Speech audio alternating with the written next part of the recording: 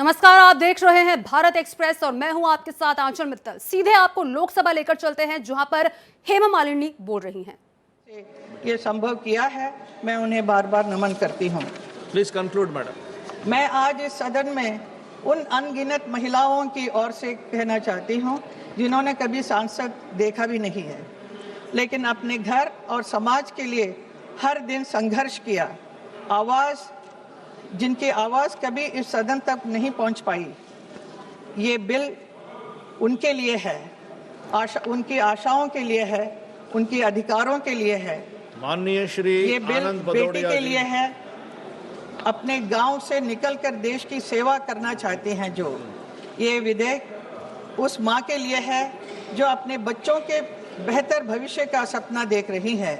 ये बिल जो है उस हर महिला के लिए है जो अपनी पहचान सम्मान के लिए लड़ रही हैं।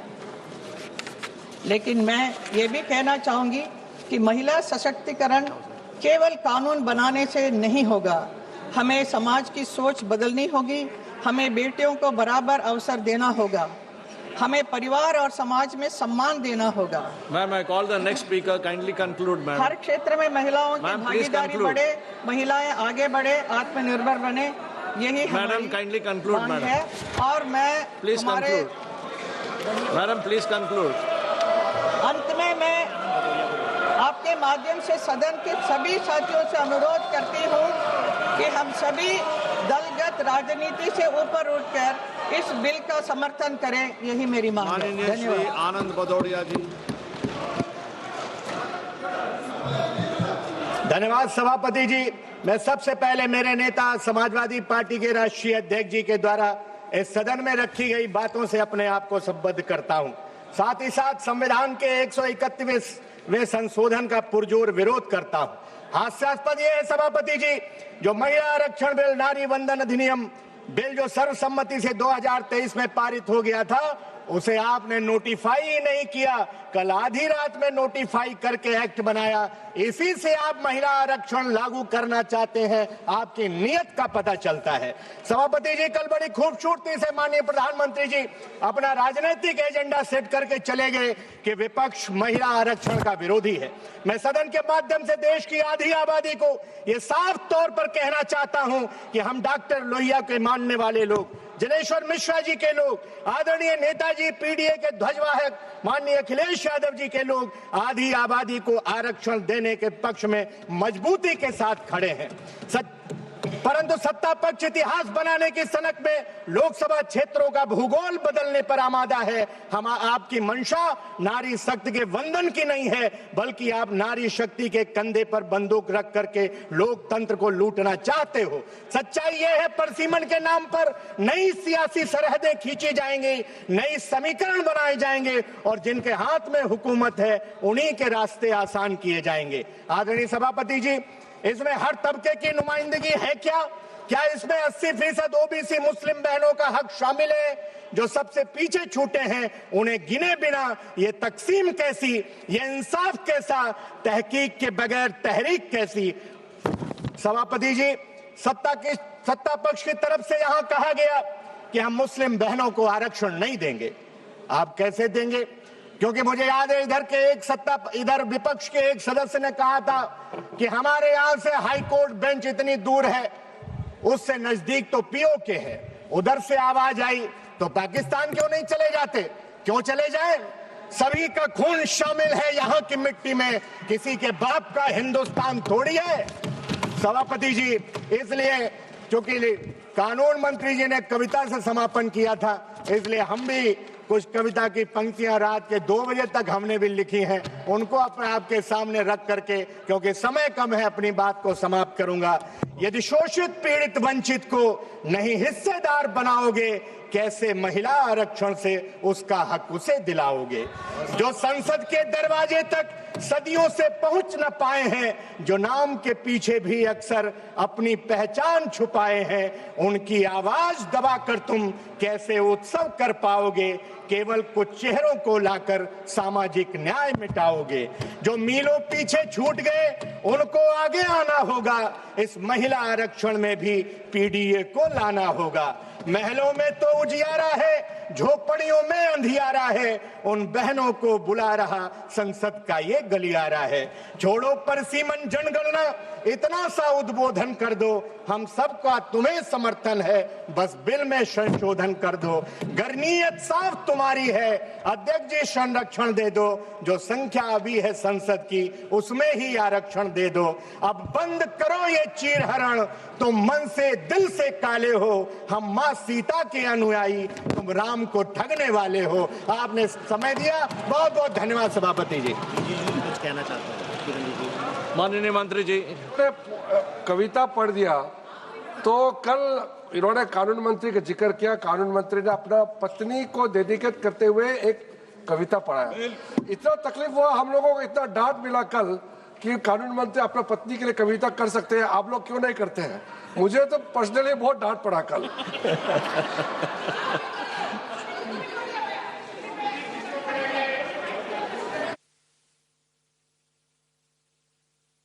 माननीय श्री वाकचौरे जी,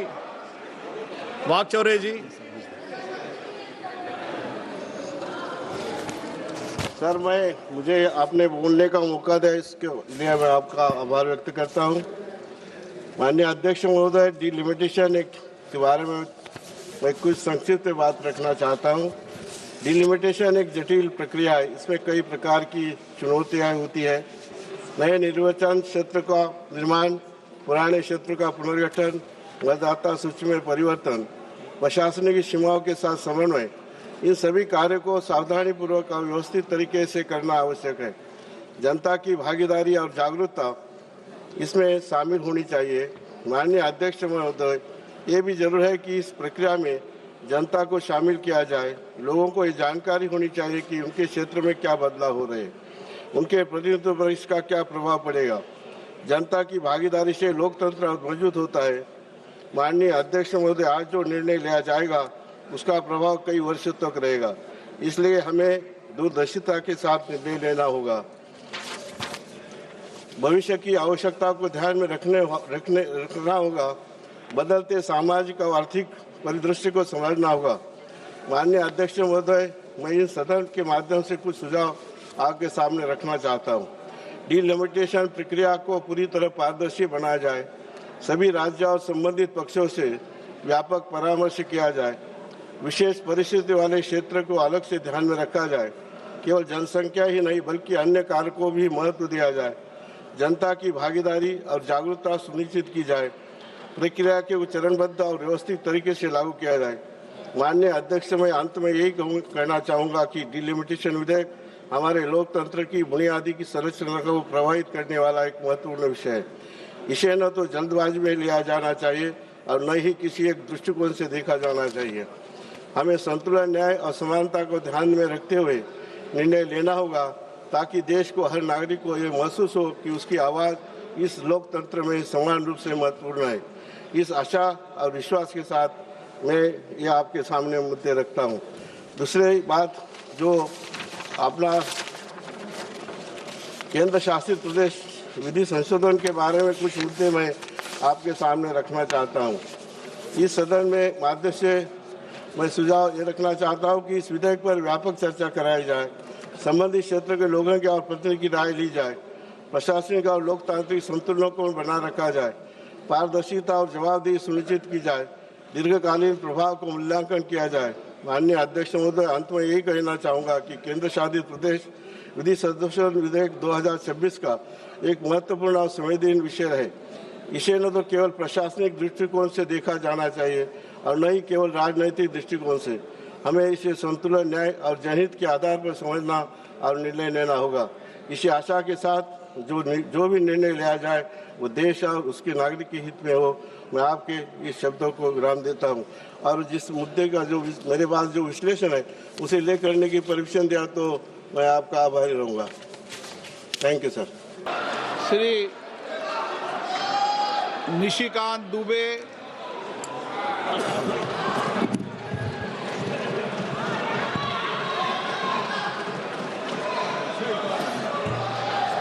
धन्यवाद अध्यक्ष महोदय। पिछले 2 दिन से अध्यक्ष महोदय इस पार्लियामेंट में सुन के जाओ। लगातार बैठकर बड़ा भाग गया।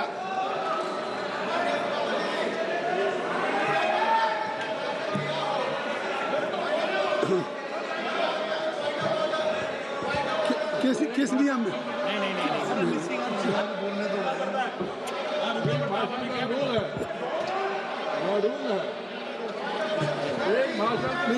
किस नियम में?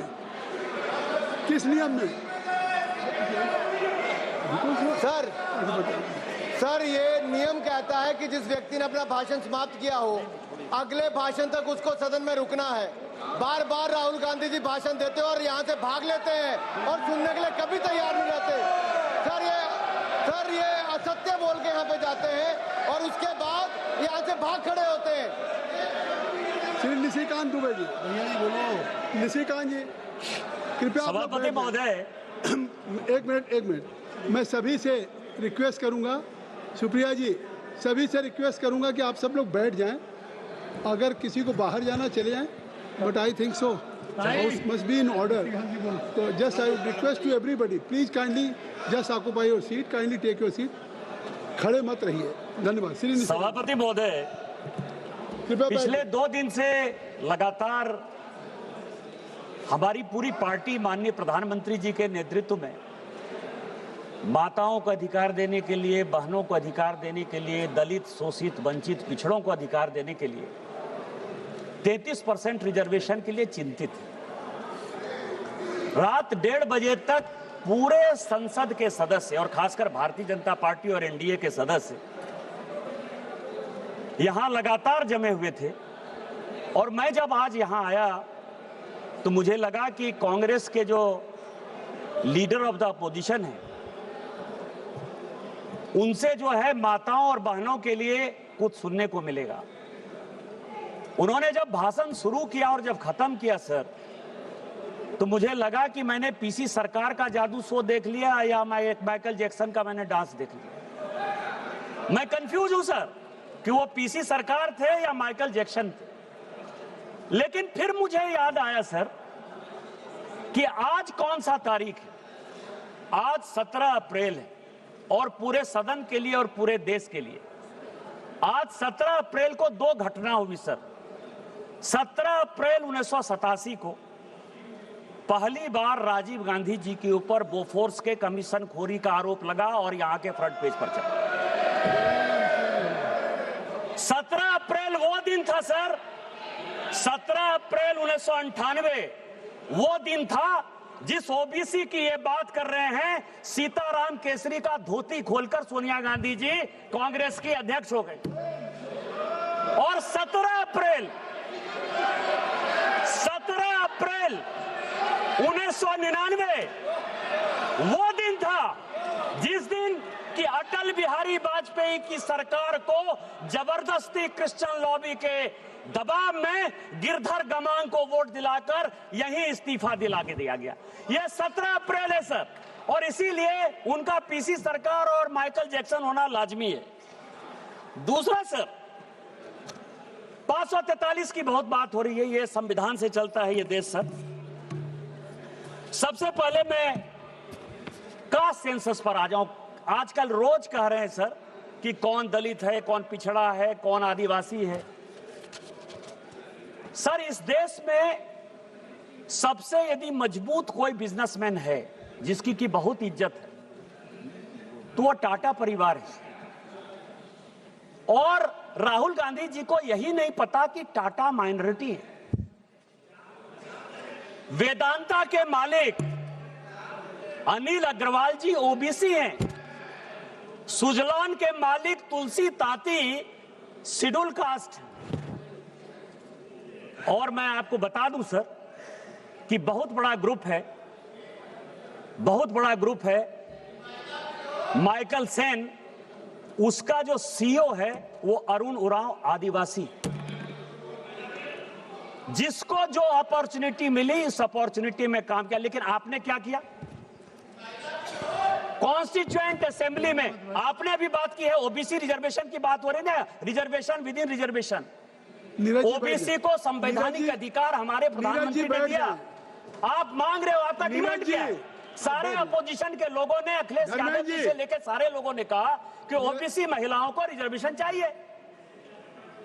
इसी ओबीसी रिजर्वेशन के लिए 2010 में जब राज्यसभा में यह कानून पास हो रहा था, तो जो सदन के नेता थे प्रणब मुखर्जी साहब और जो उस वक्त के तत्कालीन प्रधानमंत्री थे मनमोहन सिंह जी, उनका स्टेटमेंट लेकर आया हूं मैं।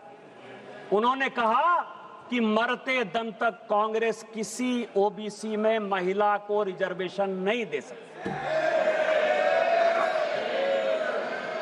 इसी शेड्यूल कास्ट, शेड्यूल ट्राइब के प्रमोशन के रिजर्वेशन के लिए जब इसी लोकसभा में कानून आया, तो समाजवादी पार्टी के, सुनिएगा अखिलेश जी, आपके सांसद यशवीर सिंह जो शेड्यूल कास्ट थे, उनको इसी वेल में मैडम सोनिया गांधी ने पीटा। आप आदिवासी की बात करते हो, शेड्यूल कास्ट की बात करते हो, किस तरह की बात कर रहे हो? और 2011 में जब जातिगत जनगणना के आधार पर, ठीक है, बोलिए अखिलेश जी। ये अध्यक्ष महोदय, सभापति महोदय, समाजवादी पार्टी का हमेशा पक्ष रहा है कि महिला आरक्षण के हम पक्ष में, पहली बात। दूसरा, हम पार्टी के अनुसार चाहते हैं आरक्षण। तीसरा, हम जाति जनगणना चाहते हैं। आप इस सदन में कहिए कि जाति जनगणना करेंगे और कब तक करेंगे, और क्या ओबीसी महिलाओं को आप शामिल करोगे कि नहीं करोगे? सभापति महोदय, अखिलेश अभी तो भाषण चल रहा है, आपको क्लैरिफिकेशन मांगना है होम मिनिस्टर साहब का, जब प्रॉपर रिप्लाई होगा तब आ जाएंगे, अभी भाषण होने दीजिए। सभापति महोदय, मेरा निवेदन है कि बहुत ज्यादा इतिहास के पन्ने ना पलटें। ये तो वो बता रहे हैं जो आपके सांसद के साथ हुआ। हम जिस भूल गए थे, याद तो दिलाना पड़ेगा। हम जिस संस्कार को मानने वाले लोग हैं, वो एक मंत्र पढ़ते हैं, ओम सहना भवतु सहना भुनक्तु सहवीर्यं करवावहै तेजस्विनामधित मस्तु माद विद्विषावहै। हमारे लिए schedule caste, schedule tribe, OBC, forward, backward सब बराबर है। हम उसके सबके कल्याण के लिए काम करते हैं। मैं सभापति महोदय बताना चाह रहा था, इसी 2011 में जब जनगणना स्टार्ट हुई, जिसका कि ये बेस ईयर है, उसके लिए मुलायम सिंह यादव जी, अखिलेश जी मुख्यमंत्री बनकर चले गए थे। लालू प्रसाद जी, मुलायम सिंह यादव जी और हमारे पार्टी से गोपीनाथ मुंडे जी, हम लगातार जातिगत जनगणना की बात करते रहे, लगातार इस पार्लियामेंट को ठप करते रहे, और उसमें सोनिया गांधी जी का बयान है, प्रणब मुखर्जी जी का बयान है, मनमोहन सिंह जी का बयान है, चिदम्बरम जी का बयान है। ये 4 बयान लेकर मैं आया हूं, और उन चारों ने कहा कि ये जातिगत जनगणना की। अच्छा, एक मिनट अखिलेश जी क्या कह रहे हैं? ये जो सभापति महोदय जो श्लोक पढ़ रहे हैं, नहीं, बात सुनिए, लोग बैठ जाए और लोग बिठा दिए, सबको बिठाइए, तब मैं आपको अलाउ करूंगा ना। आप सब लोग बैठ जाए, मैं आपको अलाउ कर रहा हूँ, उनको मैंने बिठा दिया। आप लोग बैठ जाए, तब मैं आपके नेता को अलाउ करूंगा। अगर आप नहीं बैठेंगे तो मैं निशिकांत जी को खड़ा करूंगा, आपको अलाउ करूंगा। लेकिन बैठ जाए, अवधेश जी आप बैठ जाइए, आप सभी, बीरेन जी आप बैठ जाइए, बीरेन जी बैठ जाइए, सभी लोग बैठ जाइए, सरोज जी बैठ जाइए। मैं आपको समय दे रहा हूँ, नहीं, मैं आपको समय दे रहा हूँ। एक मिनट, हाउस को इन ऑर्डर कर लीजिए। महोदय, मैंने उनका श्लोक सुना, श्लोक पे मैं कहना चाहता हूँ। सभापति महोदय, विवाद की बात नहीं है, संवाद की बात हो रही है। कोई बात माननीय सदस्य ने कहा, मैंने जवाब दिया, माननीय सदस्य ने श्लोक पढ़ा, उस श्लोक पे मैं एक बात पूछना चाहता हूँ। मैं अपने संसदीय क्षेत्र में कन्नौज में एक मंदिर में गया था, लेकिन मेरे बाद वो मंदिर गंगा जल से धुलवाया गया था। आप बताइए क्यों धुलवाया गया? जिसने भी गंगा जल से धुलवाया उसने गलत काम किया, और वो सभी अपराधी हैं, और उनके ऊपर अपराध की सजा चलनी चाहिए, कानून के हिसाब से उनका न्याय होना चाहिए। अब आपकी बात आ गई। मैं ये कह रहा था सभापति महोदय, आप कान पकड़कर हमसे माफी मांगोगे, मैं कान पकड़कर भी माफी मांग लूंगा। मैंने तो गंगा जल से नहीं धुलवाया है।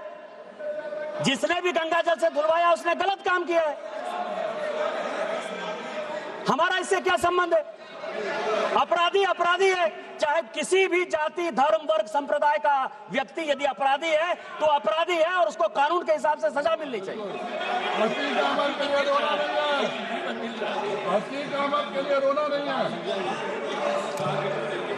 Nothing will go on record except only sir, मैं सभापति महोदय, देखिए मेरा समय ये लोग बहुत खा रहे सर। जातिगत जनगणना की बात कर रहा था। सोनिया गांधी जी ने कहा कि जातिगत जनगणना संविधान के दायरे में नहीं है, हम इसका विरोध करते हैं। चिदंबरम साहब ने कहा, मैं 2011 की बात कर रहा हूं, चिदंबरम साहब ने कहा कि जातिगत जनगणना जो है इस देश को डिवाइड करेगी। प्रणब मुखर्जी जी लीडर थे, उन्होंने कहा कि जातिगत जनगणना 1931 के बाद से नहीं हुई है, किसी कीमत पर नहीं होगा। और अंत में मनमोहन सिंह जी ने तो और भी रिकॉर्ड तोड़ दिया सर। उन्होंने कहा कि हमारी सरकार रहे या जाए, इसी सदन हम जातिगत जनगणना नहीं करेंगे।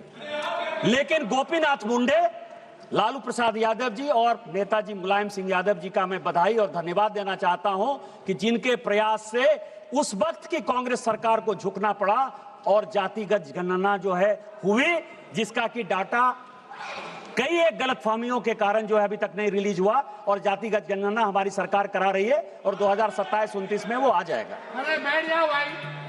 अब क्या है सर, ये फैक्ट है, ये फैक्ट है जो अब इस अमेंडमेंट पे मैं ये कह रहा हूं कि चूंकि सर्वसम्मति से सभी लोगों ने कहा सर कि सर्वसम्मति से हमने महिला रिजर्वेशन को पास किया। कल्याण बनर्जी साहब का भी आज भाषण सुना मैंने, मनीष तिवारी जी का भी सुना। ये लोग बड़े विद्वान हैं सर। हमारे यहाँ पीपी चौधरी साहब ने भी बयान दिया।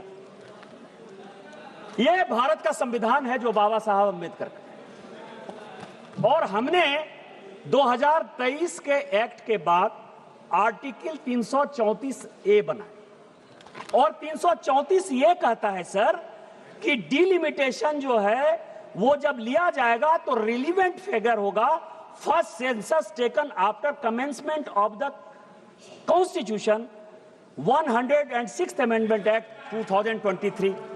पॉपुलेशन को क्राइटेरिया बनाया जाएगा। ये हम आप सबों ने पास किया सर। अब पॉपुलेशन को यदि क्राइटेरिया मानेंगे, यदि आप ही की बात सही और सबों ने पास किया है, इसमें Bharatiya Janata party, Congress, TMC, DMK, Samajwadi party, जितना पार्टी है सब इसके दोषी हैं।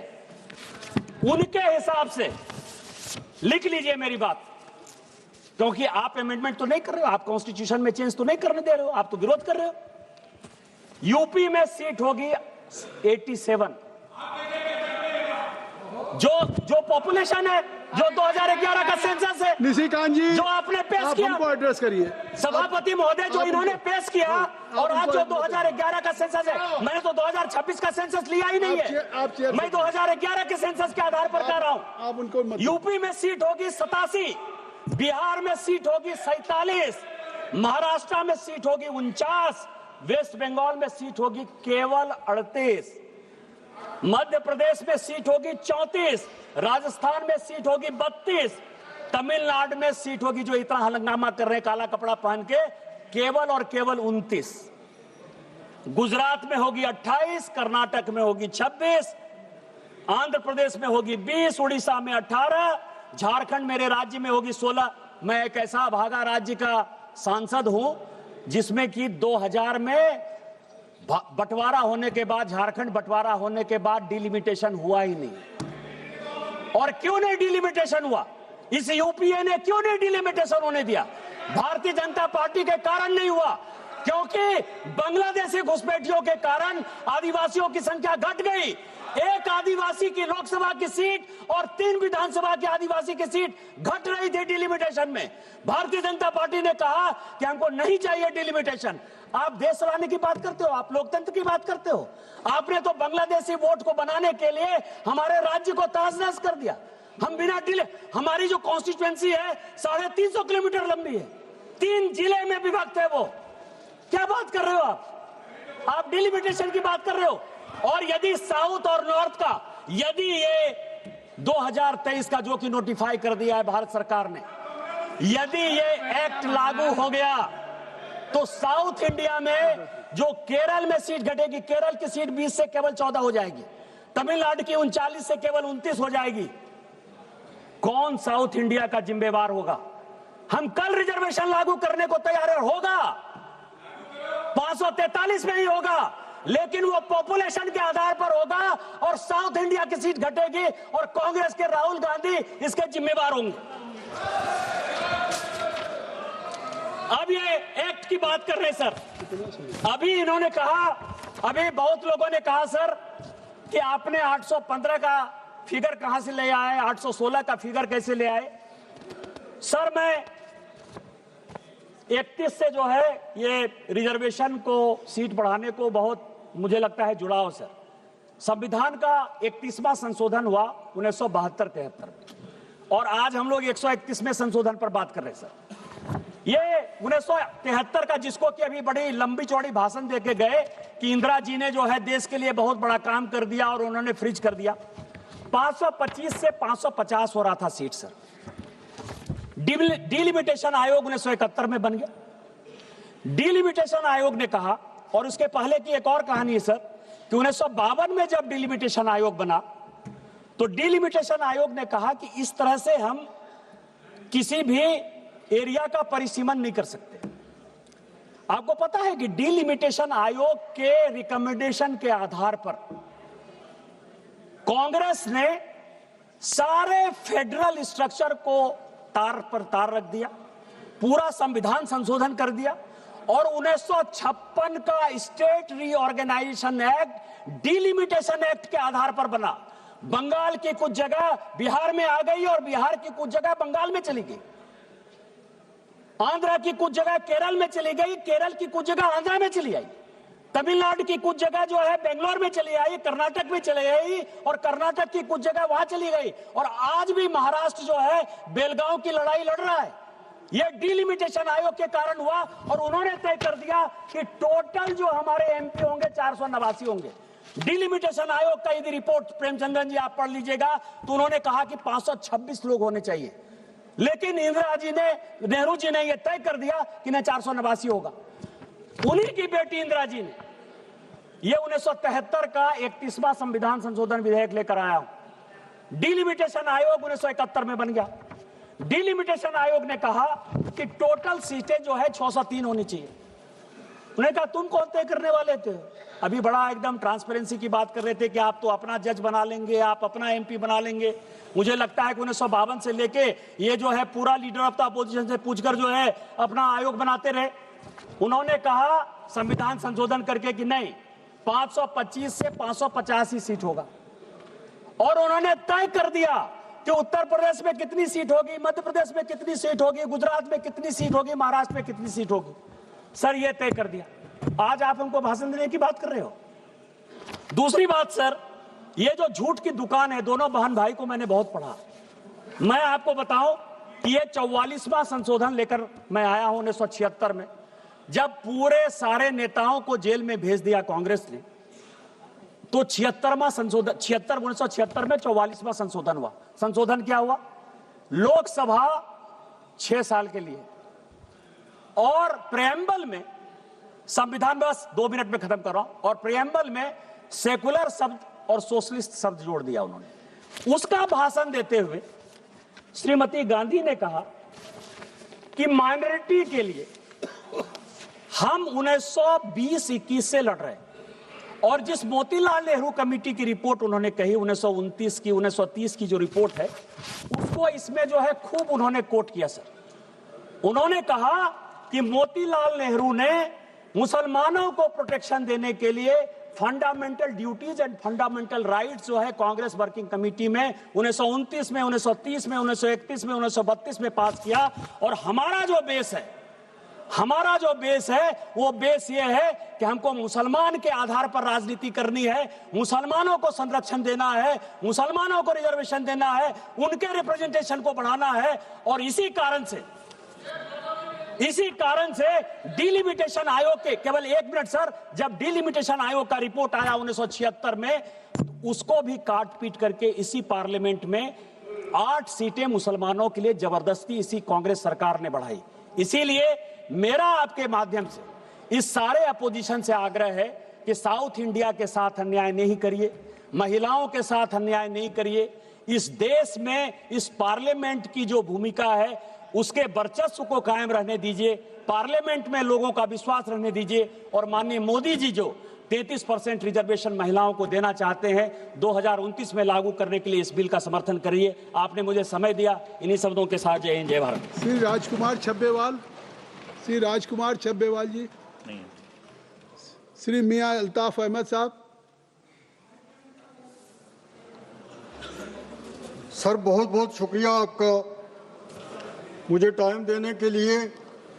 आज जो ये बिल यहाँ पे लाई गई, इस बिल ने हम सबको हैरान कर दिया कि आज से पहले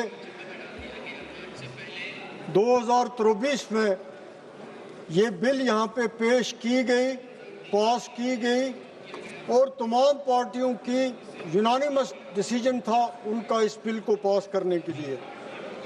अब दोबारा इस बिल को यहाँ लाने का मतलब, मुझे यकीन है कि होम मिनिस्टर जब जवाब देंगे तो वो हमें बताएंगे कि आज दोबारा इस हाउस का स्पेशल सेशन 3 दिन के लिए क्यों बुलाया गया। सिर्फ 1 महीने पहले सेशन ख़त्म हुआ, उस वक्त ये बिल पेश कर सकते थे। जुलाई में एक दूसरा सेशन आने वाला था, ये बिल उसमें पेश कर सकते थे। लेकिन मुझे लगता है कि सिर्फ वेस्ट बंगाल के इलेक्शन और तमिलनाडु के इलेक्शन के लिए लोगों को एक दोबारा इस वीमेन के नाम पे दोबारा उनको अट्रैक्ट करने के लिए, वोट लेने के लिए आज ये एक्सरसाइज करनी पड़ी, जिसके लिए आज कोई मौजूद वक्त भी नहीं था और जिसकी कोई ज़रूरत भी नहीं थी।